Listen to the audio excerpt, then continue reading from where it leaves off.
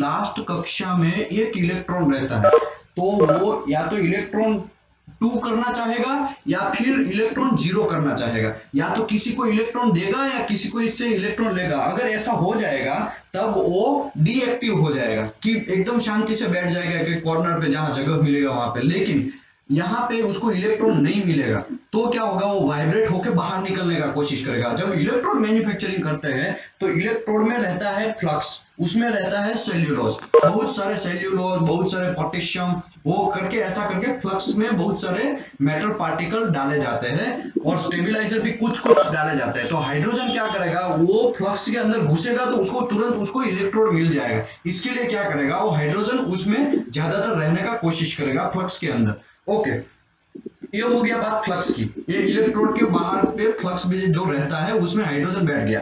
अभी क्या होगा, हम जब वेल्डिंग मारेंगे तब 300 से ज्यादा डिग्री टेम्परेचर जाएगा, क्योंकि जो वेल्डिंग का टेम्परेचर रहेगा 6000 का, ठीक है ना। वो 6000 का जो वेल्डिंग का टेम्परेचर रहेगा तब क्या होगा, तब कांड ये होगा कि हाइड्रोजन जिसके साथ बॉन्डिंग बना के बैठा था वो फ्लक्स के अंदर, वो निकल के फिर वेल्ड मेटल के अंदर घुस जाएगा। वेल्ड मेटल के अंदर घुस जाएगा, तब जब गर्म है 300 से ज्यादा टेम्परेचर रहेगा तब तक कोई प्रॉब्लम नहीं है। जब वेल्डिंग जैसे ही खत्म करके निकलेगा वहां से वेल्डर, तो वो वेल्डिंग धीरे धीरे 6000 से 5000 5000 से 1000 1000 से 500 ऐसा करके धीरे धीरे तक 300 डिग्री तक तो आएगा ना, क्योंकि एटमॉस्फेरिक टेम्परेचर तुम्हारा 35 या 30 है, तो वहां पे तो वेल्डिंग ऑटोमेटिकली आ जाएगा ना। तो वो ठंडा होगा, वेल्डिंग जब ठंडा होगा तब 300 डिग्री से जैसे ही नीचे टेम्परेचर फॉल होना स्टार्ट होगा मेटल का, तो वो हाइड्रोजन क्या करेगा, एक्टिव हो जाएगा। फिर उसको वापस इलेक्ट्रॉन चाहिए, क्योंकि पहले तो वो सेल्यूलोज वाले ने दे दिया था, अभी तो वो सेल्यूलोज का हमने स्लैग भी बाहर निकाल के सब क्लियर हो गया, अभी मेटल के अंदर घुस गया। मेटल के अंदर अभी गर्म है तब तक बैठा रहेगा, जैसे ही ठंडा होगा 300 डिग्री टेम्परेचर के नीचे मेटल टेम्परेचर आएगा, हाइड्रोजन वाइब्रेट होना स्टार्ट हो जाएगा। वो किसी से इलेक्ट्रॉन लेगा या किसी को मार के इलेक्ट्रॉन देगा, ऐसा करके वो डीएक्टिव होने का कोशिश करेगा। लेकिन अभी मेटल तो फ्यूज हो चुका है, मेटल तो ऑलरेडी सॉलिड कंडीशन में आ गया, अभी और उसको कोई देगा नहीं इलेक्ट्रॉन।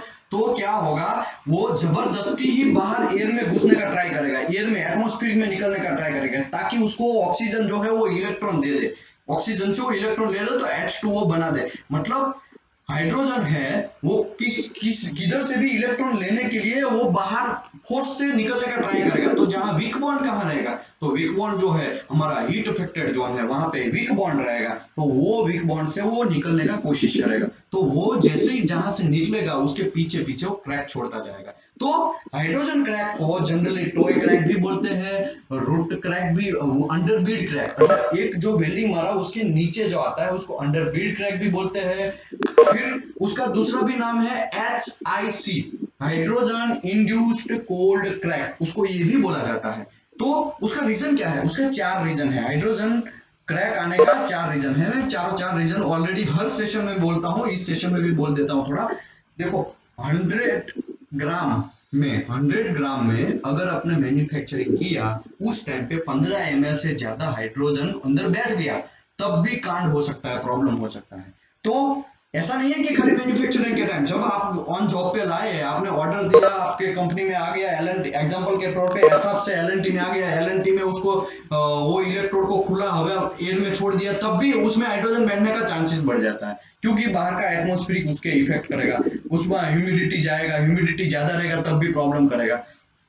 तो इसी के लिए जनरली हम बेकिंग करते हैं। बेकिंग करने से क्या होगा कि अंदर अगर कुछ बचा, कुछ अभी हाइड्रोजन गलती से भी आ गया है तो वो बाहर निकल जाए। बेकिंग करने का यही एक मेन रीजन है। अभी ट्रेस की बात करें, ट्रेस 0.5 यील्ड से ज्यादा होगा। इसका मतलब क्या हुआ, अभी मैं एक एग्जांपल देता हूं कि भाई एक डिसेंड है, ठीक है, उसमें थोड़ा ओवलिटी है, एक शेल है उसमें भी थोड़ा ओवलिटी है, दोनों को फिटअप करना है। क्या फिटअप हो जाएगा प्रॉपर तरीके से? नहीं होगा। इसके लिए क्या करना पड़ेगा, हमको ठोक ठाक करना पड़ेगा, चाबी लगाना पड़ेगा, की लगाना पड़ेगा, बहुत जोर जोर से थोड़ा मेड़ा बहुत दबा के उसको फिटअप करना पड़ेगा। अभी वो फिटअप किया, वो प्रॉपर फिटअप तो है नहीं, उसमें तो ट्रेस है ना।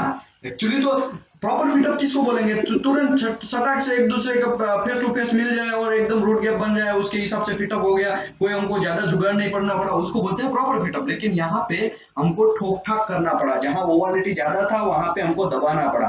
तो वो एरिया में जब वेल्डिंग हम मार देंगे, वेल्डिंग मारने के बाद वेल्डिंग जब रिमूव करेंगे, वेल्डिंग रिमूव करेंगे, सॉरी ये वेल्डिंग मारने के बाद वहां से वेल्डर हट जाएगा, फिर हम चाबी को रिमूव करेंगे तब वो वेल्डिंग में ट्रेस आएगा, क्योंकि वो जो ओरिजिनल पोजीशन में डिसेंड है वो उसका ओरिजिनल पोजीशन में जाने का कोशिश करेगा, और जो शेल है वो भी उसका ओरिजिनल पोजीशन में जाने का कोशिश करेगा। इसका मतलब क्या हुआ कि वहां पे ट्रेस प्रोड्यूस हुआ। तो ट्रेस का ग्राफ यहाँ पे शायद दिया नहीं है, मैं शायद, हाँ इसमें नहीं दिया है, लेकिन एक चैप्टर में दिया है। वो अभी इतना फास्ट में नहीं बोलेगा क्योंकि फिर हमारा दूसरा सेशन बढ़ जाएगा, ठीक है।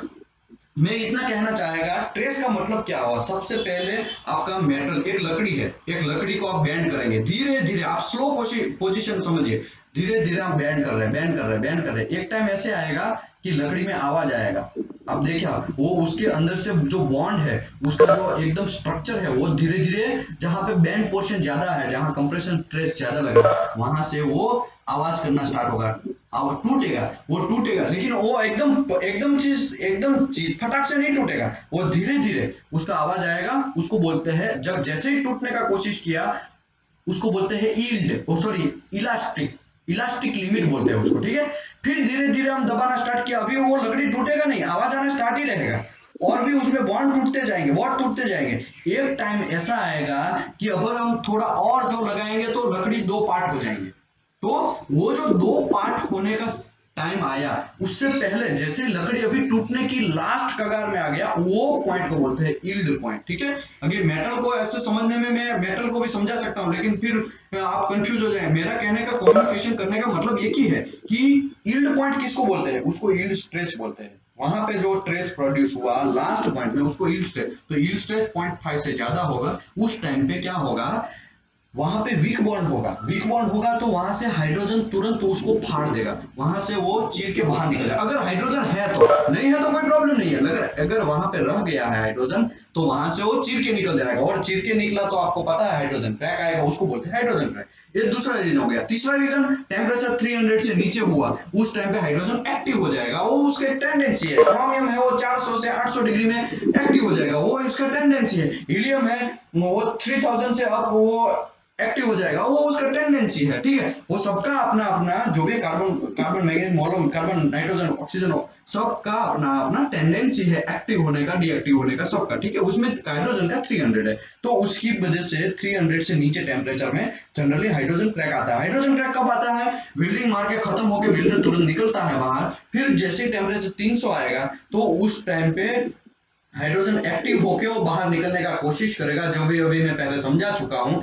लेकिन उसका आवर्स कौन सा रहता है, मोस्टली लोगों ने पीएचडी, जो लोग पीएचडी करते हैं, एएसटीएम जो है वो पीएचडी है, ASTM, American society of testing mechanic, ठीक है, मैकेनिकल, वो जो है वो एक पीएचडी है। उसमें ऐसा पाया गया है कि भाई 48 या 42 आवर्स के लेके 72 आवर्स के बीच में हाइड्रोजन क्रैक आने का चांसेस ज्यादा रहता है। इसके लिए उसको डीले क्रैक भी बोलते हैं। डीले मतलब वेल्डिंग मारने के बाद थोड़े टाइम के बाद आता है, इसके लिए उसको डीले क्रैक भी बोलते हैं। एक हाइड्रोजन इंड्यूस्ड कोल्ड क्रैक का दूसरा नाम है, ठीक है। फिर सस्पेंडिंग माइक्रोस्ट्रक्चर, माइक्रोस्ट्रक्चर के क्या होता है, जब हार्डनेस आपका ज्यादा होता है, जैसे कि कार्बन, कोई मेटल में कार्बन ज्यादा है, सी वैल्यू, हार्डनेस किसके ऊपर डिपेंड है, सी वैल्यू के ऊपर। सी वैल्यू हमने पहले इसके पहले सेशन में करवाया था, C value is equal to C plus magnetic carbon by 6 by chrome nickel vanadium by 15, ऐसा करके जो भी है वो फार्मूला था, वो फार्मूला के हिसाब से सी वैल्यू मेजर किया जाता है, ठीक है। तो अगर सी वैल्यू ज्यादा है तो material is the hard, material hard बोलते हैं, उसमें सी वैल्यू में कार्बन डायरेक्टली प्लस हो रहा है, उसका डिवाइडेशन कुछ नहीं हो रहा है। इसकी वजह से अगर कार्बन ज्यादा रहता है तो उसका हार्डनेस ज्यादा बढ़ जाता है, आपने देखा होगा। इसी की वजह से हार्डनेस अगर 400 से ज्यादा है तो इसका मतलब क्या हुआ, उसका मेटल पार्टिकल साइज जो है वो पर्टिकुलर जहां पे हार्डनेस हमने मेजर ज्यादा किया, वहां पे वो पार्टिकल साइज बड़ा बड़ा होगा, बड़ा बड़ा साइज होगा तो वो एक दूसरे के साथ टच होगा, उस टाइम पे बीच में से उसमें गैप जनरेट होगा, तो वो जो गैप में से हाइड्रोजन